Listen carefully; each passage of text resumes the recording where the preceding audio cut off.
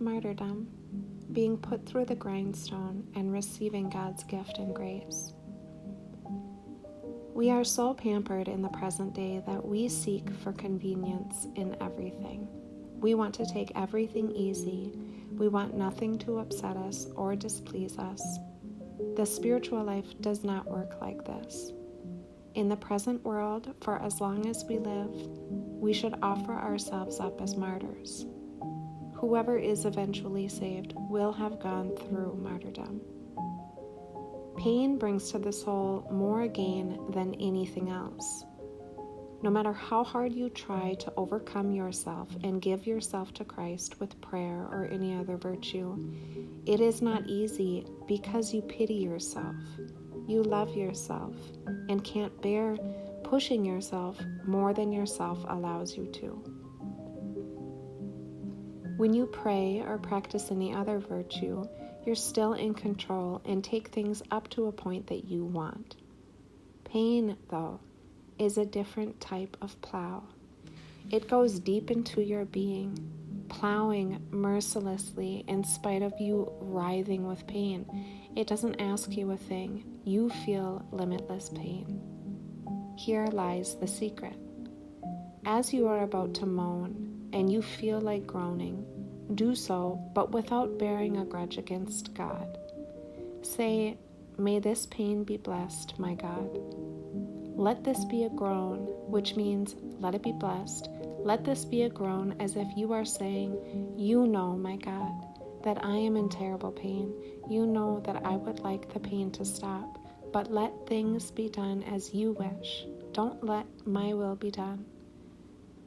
Whoever wants to be saved will find themselves on the path of martyrdom. The more a person loves the Lord and surrenders himself to him, the bigger their martyrdom will be. Whoever sees the Christian life in a way that escapes martyrdom is not in alignment with the kingdom of God.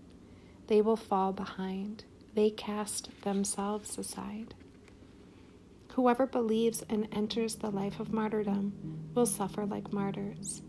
The more they love martyrdom and the more they wish for it, the more martyrdom will come to them.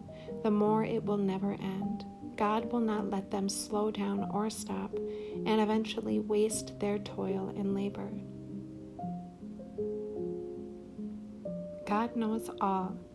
He takes you into his hands. He takes care of you, and from then on, he guides you in such a way that pain leads to more pain. Martyrdom leads to more martyrdom.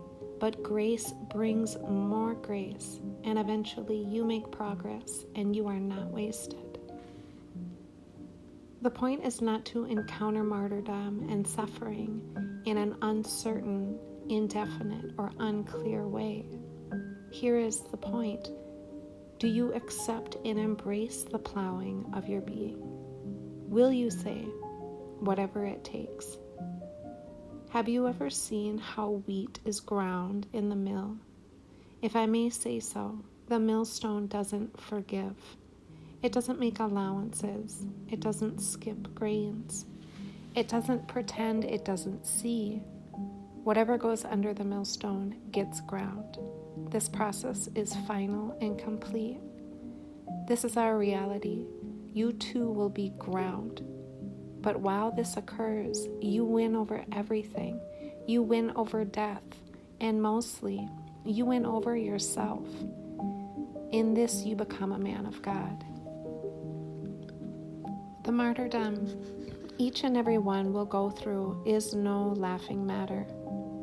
Martyrdom is pain and suffering. It is being ground under the millstone.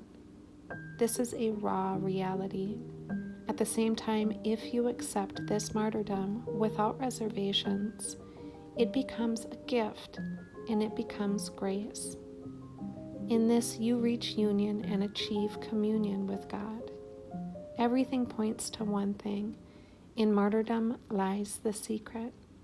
This is the undertaking.